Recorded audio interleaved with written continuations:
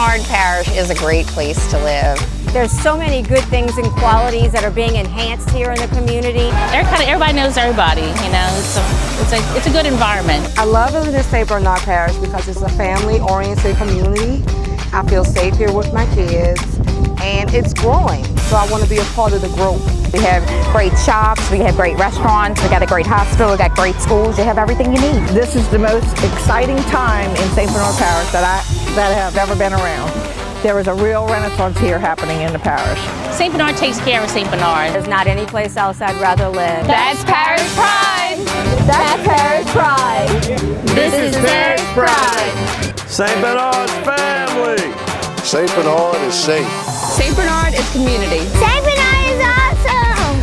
St. Bernard is fun! St. Bernard is home.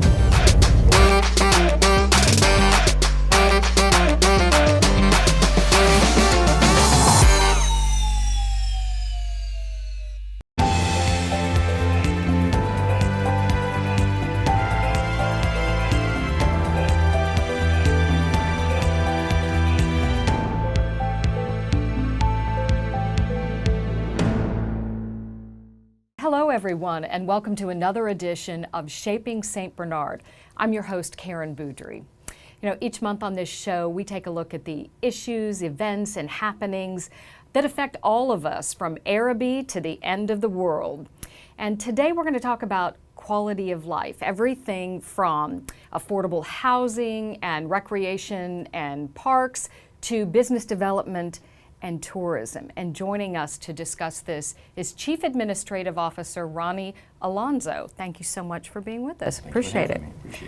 Have to say, first of all, congratulations on the passage of the millage, because as most of us know, this is a huge quality of life issue, and it's really an essential for the parish. So this is a big win. Where do you start now in trying to implement? Well, first, I think I want to thank the people who voted for this millage. I think it's a step in the right direction, and I think it's showing that St. Bernard's going to take care of its own issues, and we're not going to rely on someone else to do it, but we're going to do it ourselves. And I think that was the whole goal going forward, and we tried to convey that to people. It wasn't about the tax, whether you for it or against it. It was something that we had to do, and we're going to take control of ourselves, and we're not going to rely on the state or anybody else to take care of our issues. All right. Quality of life in general encompasses so many things, Ronnie, and I know that the things that most of us think about when we talk about quality of life, parks and rec, but as an administration, it's a huge bubble for you. I mean, it's not a little bubble, it's a huge one. It's really big, and I don't think most people know on the outside. I didn't know. I've been in this position 6 years, and I've learned so much more about what government does, especially what government does in St. Bernard Parish. And I have a lot of colleagues across the state now, and what I've learned is that a parish our size, we provide more services to a community than any other parish in the state. And that's hard to believe. We do what a lot larger governments do, and we do it here in St. Bernard, providing certain services. We own the jail. We provide medical care at our jail for our sheriff's department and for the people of St. Bernard Parish. We own the courthouses, both the courthouse where up the road in Chalmette and the down the road courthouse, the Beauregard courthouse, which we maintain and have some responsibility in running those facilities. The sheriff's annex, where the sheriff's housed and his departments, his administration's housed. We own that building, we maintain that building. A lot of that's done without millages, without money. It's money with either through sales taxes or general fund that we have to spread out throughout the parish. Yeah, so you've got to sit down and really prioritize at times when there's an issue with one of those entities versus, you know, something else that the public may be clamoring for. So that's a juggling act all the time, I would imagine. I think every day, so we're trying to get the most out of our money, right? Sure. And one of the things that's important to us is what people see, you know, because what you see is how you feel. So when we're dealing with a lot of things in the parish, it's important for people to feel good about where they live. So yes, we have the jail and we have the courthouse and we do all these other things. And we fix drainage and we fix all, and that's fine. And one of the things that President McGinnis, you know, I talk about all the time is, okay, that's fine, we do those things, but we have to do the other things. And I think we've started doing that, and I think that shows, and that shows in the housing and in the number of people that are moving in St. Bernard. And I don't know if when the census number come out, we're going to see that over the last 10 years, St. Bernard is probably the fastest growing parish in the state. It's amazing. It's absolutely amazing. So when you all took office, when you and Guy McInnes came, well, you were here before, but when this administration came in, what were the things that you thought with quality of life that really needed attention, really needed improvement? What were the goals that you set that said, you know, gosh, we have to do this, and we have to do this soon? Well, you know, I'm gonna give some credit, right? Both Guy and I came from the school board, and I've been building schools for after Katrina all the way up until that point to 2016. So we're in about our 10th year now of a recovery of building schools, and one of the things at the school board was the premier school system, but we wanted to have bigger and better than we had before. So when I came here, it was the same thing. It was like, I want to see us better. I want the parish to be as good as I felt like we were doing at the school board at the time. And that was a goal when we came in. When I talk about quality of life, I could remember coming here prior to taking the job to look around. And I remember the grass being really high out in the yard. The lights were burnt out in the parking lot. There were no blinds in the building. They were just little things. And I always thought, you know, how could we as a parish ask people to cut their grass if we're not cutting our grass? How could we ask them to do certain things that are quality of life things if we're not going to do them as a parish government? So I felt it was important in that first 6 months that we straighten our act out and let's do the things that we can do. And then we could start, and then not only asking people, but we would lead by the example. And I think we did a lot of that. And you know, we still have a long way to go. Don't get me wrong, we're not perfect by any means, but that's our goal. Parks and Rec, I want to say I've seen time and time again over the past couple of years, like groundbreaking for this park, improvements to this park, this one, Bluebird, just, you know, over and over again, Parks and Rec have obviously been a huge priority. It has been. It's something that people want, right? So you listen to what people want. And before I get into specifics on that, if I may, sure. When we talk about quality of life, we broke it down into, first of all, we developed a mission statement for our parish. And right in the heart of that mission statement is to protect and enhance the quality of life in St. Bernard Parish. So we knew it was important. We had a great quality of life, but we wanted to enhance it. And through that, the three things in quality of life that we look at is public safety, public education, and then public service, us being the public service part. And we said, you know what, we got the best sheriff department in the metropolitan area. This is how we feel, with a great sheriff. We have a school system that's a premier school system, always in the top 10, under the leadership of Doris Foche. A lot of consistency there. And we wanted to be the public service part. Like, we wanted to rise to that level and say, hey, we're going to be the part of it that provides the public service. And we need some consistency in people, consistency in leadership to do things a certain way here in St. Bernard Parish. And that's part of our goal with quality of life. So then you had to, you know, physically tackle these things after you get your mission statement and your mindset and the people in place. And what were the first things that you really took a look at? First thing was obviously the budget. You know, what can we do, right? We had to dig ourselves out of a $4 million hole, you know. So if you're digging yourself out of a $4 million hole the day one, what becomes important, right? Is it quality of life? Is it fixing? So you have to decipher that. You have to get with your people. And Guy and I spent countless hours with our leaders, our directors, and actually we gave them the authority to say, hey, let's make some decisions. We want you guys to come up with a plan. Not only us, some of you guys were here. Get with your people, let's come up with a plan and determine how we're going to go forward. And then we looked at that and we took our ideas and we implemented it. And right off the bat, it was easy, right? I'm going to cut the grass. Yeah. You know, we're going to cut the grass. We privatized some grass cutting. We felt that we didn't have enough staff, we didn't have enough equipment, we didn't have enough money to go buy those things. So we were able to privatize it. And we cut the grass and we thought, you know, we need to do the things right now that people can see, that they're going to feel good about, whether it's a new playground, painting buildings. So we knew those were the bottom line things we had to do. So we built from the bottom up. And we started getting a lot of positive feedback right away. People felt good. Man, the neutral grounds are cut. And not only you're cutting them, you're edging them. And you're blowing the streets clean. And you know, hey, and Guy, you're buying all these machines to pick up litter on the side of the street. Because litter abatement was a department that we started. We started that about a couple years in. And we spend a lot of money here in St. Bernard Parish on picking up litter. Too much money.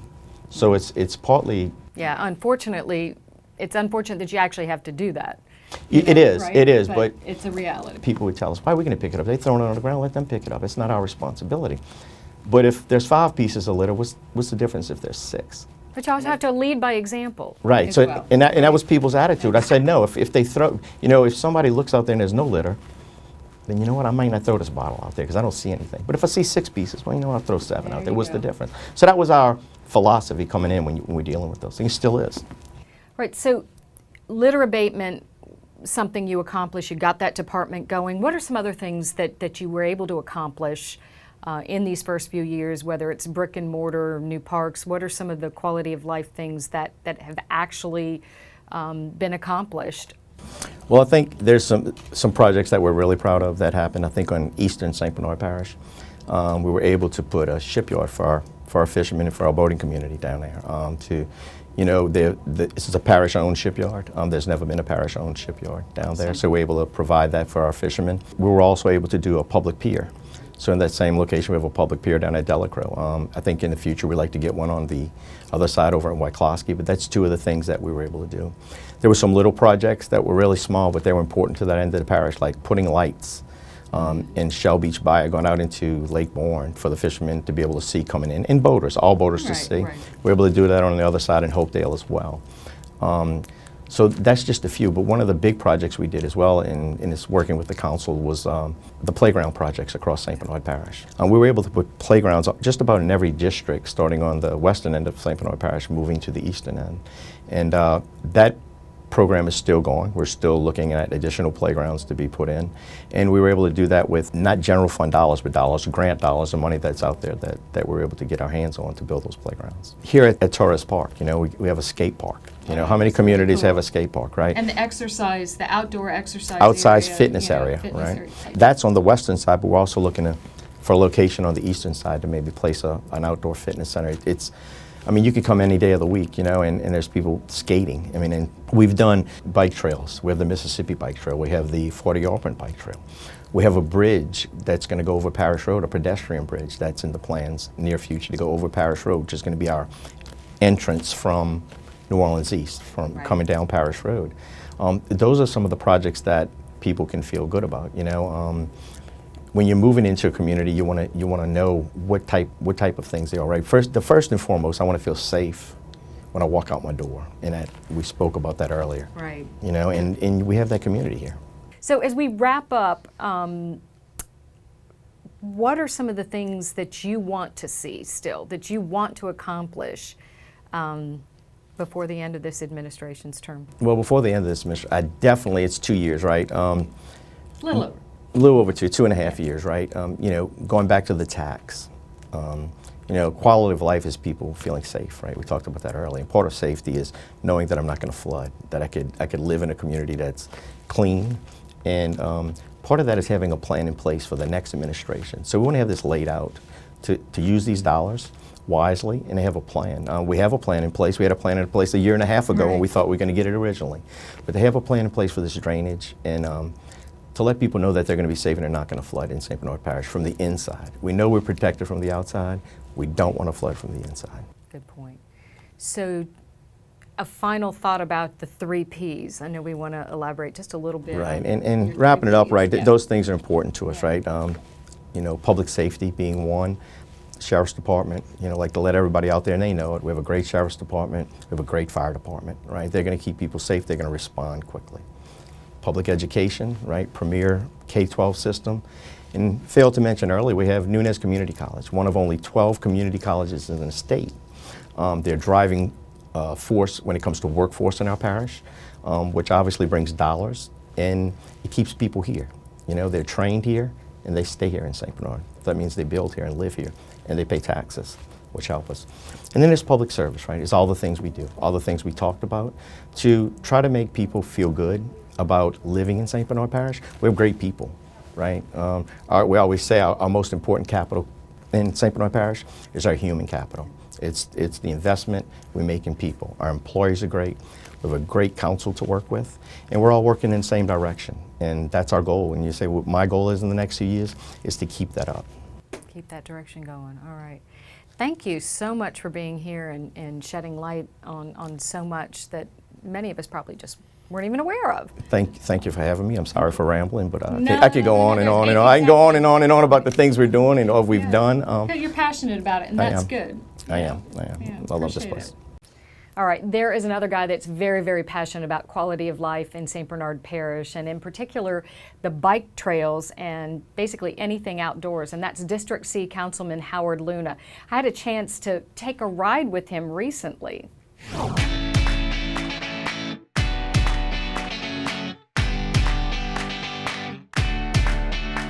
I am at Val Reese Park with Howard Luna, Councilman District C. Thanks for being here. Thanks for having me. I mean, this is a beautiful complex, but one of the things that you're passionate about are the bike trails. And I know they weave around the park, right? What's the plan? This is just one stop, I guess, on a major journey for the parish to lengthen and create bike trails in the parish. It is. This is one piece of a whole network of things we're going to do. And so while people may not look at this and say, I can't see the connectivity here, there is some thought behind what we're doing. And so the trail here that kind of makes its meanders its way around Val Reese is just over a mile distance around, but it's connected. So it's connected to the bike lane on Palmanzano. It will be connected to a bridge that will cross over the 40 Arpent onto the 40 Arpent Trail. So this facility is central to, in terms of central Chalmette. It's kind of in the middle between where we start and where we may end the trail, but it's connected, and all of the pieces on the bike plan will eventually be connected. It just, sometimes you see pieces here and there and they kind of wonder where we are and where we stop, but the plan is to connect it all together. So when you say connected, is that going to be just a total pavement? Because right now it's gravel, right? So if you wanted to take your bike up on the 40 Arpent and go from Araby down to Violet, you could do that right now, right? For the most part. There is a gravel section road there that you can access through Heights Park. There's a bridge that comes over at Heights Park, or the one at the Wetlands Observatory. So there's some places to access it. It's not designed for any kind of bike. So right now with the gravel there, I would caution people to say, you know, you probably need the right kind of bike to ride on gravel, but the thought is that it is rideable today. Can't go all the way to Violet, but you can get a pretty good ways down, and if people want to enjoy that, it's pretty rustic. It's pretty wild back there, but that's okay. I mean, that's part of what the attractiveness is to the area. So you can, in fact, do it. I do it quite often.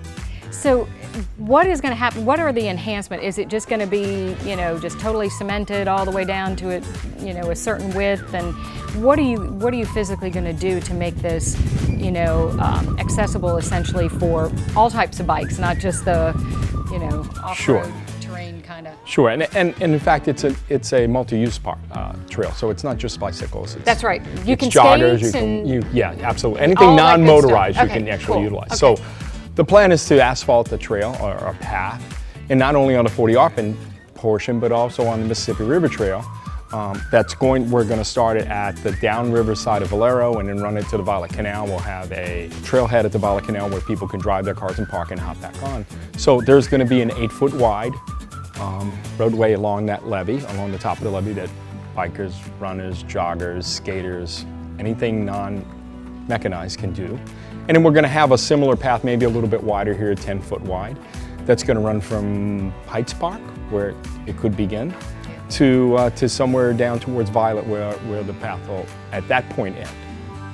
So this is something you're passionate about, but you totally believe that this is a quality of life issue that's important in retaining people in the parish as well as bringing people in. Tell us a little bit about how you see that fit in the overall scheme of the growth of the parish. I sincerely believe that residents are where it is for us. The more people we have, the better we are as a community here.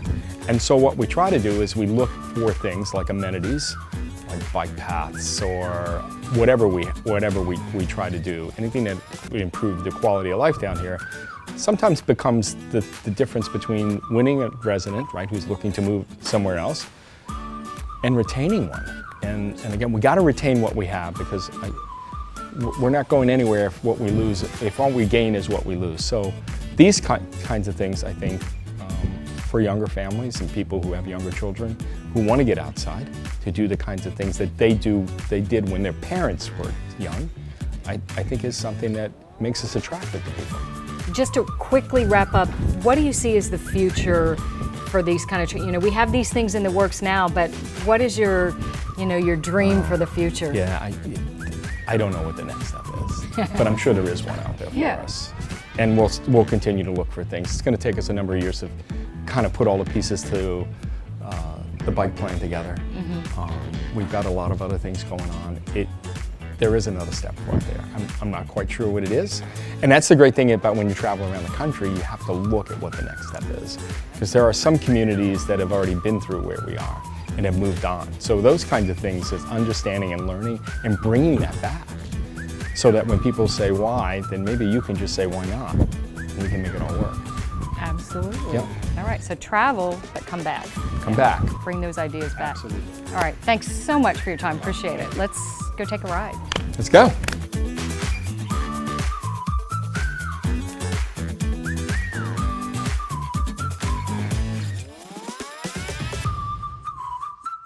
All right, another person who is very passionate about providing outdoor space for people in the parish is Councilmember Wanda Alcon, and she joins us now. We are here at Paul Drive Park, but it's actually Cypress Park now. And this was basically your baby. Tell us a little bit about how this came about. I mean, this was here before, but it's different. Well, it was here before Katrina, but all it was a slab with one basketball goal and 3 swings. Oh, wow. So when we started talking about how we wanted to create more neighborhood awareness and for things for people to do, we started taking areas that already either had parks or space that we could hold as public use lots and that sort of thing. So so I started really 4 years ago trying to work this park in. So with the work of community development with Jason and Dale, we came up with a plan, a drawing, and it took us a while. I mean, it took us a good while to get everything down, and then we had to fight for the funding. Yeah, people don't realize how much it costs for just one park like this. It does. Like 300. This park was over 300,000, but I was able to get a grant from the Cypress, the Murphy Oil Cypress Foundation for the park, which I was very grateful for, and they have done a lot of good things in St. Bernard for us to make things better for the people. But so yeah, we started in September, we broke ground of 2019, so then we opened up around September, October of 2020. I do see people here all the time enjoying themselves, so I'm glad to see that. Again, this is beautiful, but this is just the start for you in what you want to do in your district and really throughout the parish. Tell us what the plans are. Well, each of us, we met with Jason with community development, and I think, if I'm not mistaken, each district will be getting 2 parks, and it's going to be coming from community block grant money, because obviously our budget doesn't allow for $350,000 for each park. But we will be starting with that. I think, as a matter of fact, Jason told me he's meeting with the engineers now to start the planning. They have to do the environmental studies and different arrangement things that they have to do. So we're hoping maybe by next year to be moving with these new parks. With the plans and moving forward and starting to build them. And will they be similar to this? We didn't mention that we've got the whole covered playground area. We've got the nice basketball court here. We have the picnic area. We have benches. We have trees.